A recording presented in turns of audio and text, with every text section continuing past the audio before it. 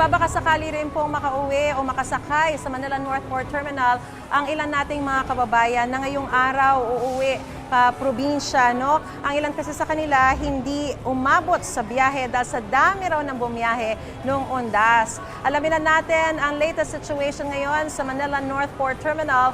May unang balita live si Bam Alegre. Bam, kumusta na dyan?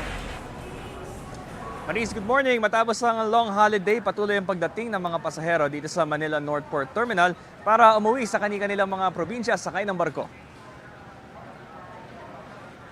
Sinubukan kahapon ng pasaherong si Jolito Mabilog na makauwi sa Dipolog, pero hindi raw siya nakaabot sa biyahe sa dami ng mga uuwi.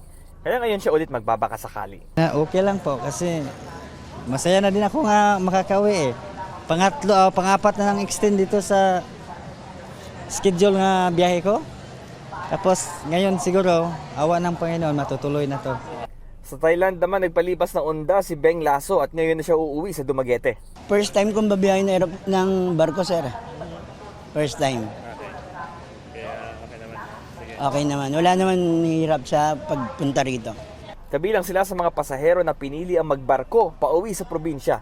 Kahapon ayon sa Philippine Coast Guard, humigit kumulang 400 na pasahero ang bumiyahe na Maynila patungong Davao at Jensan. Umabot naman sa 550 biyahero ang sumakay ng mga barko mula Maynila papuntang Cebu, Cagayan at Iloilo. Ngayong umaga inaasahan darating ang St. Francis Xavier na barko mula Coron, Palawan at ito ang babiyahe papuntang Cebu, Osamis at Butuan. Aalis din ngayong umaga ang St. Michael Archangel na biyaheng Dumaguete, Dipolog at Zamboanga.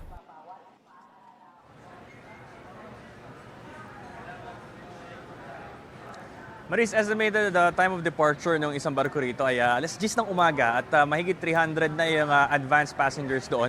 At humigit kumulang 200 pa ang hinihintay. Kaya ang abiso rito, kung para hindi maabala, ay dapat mga around 8:30 or 9 ay nandito na raw sa terminal. Ito ang unang balita mula rito sa Manila North Port Terminal. Bam Alegre para sa GMA Integrated News.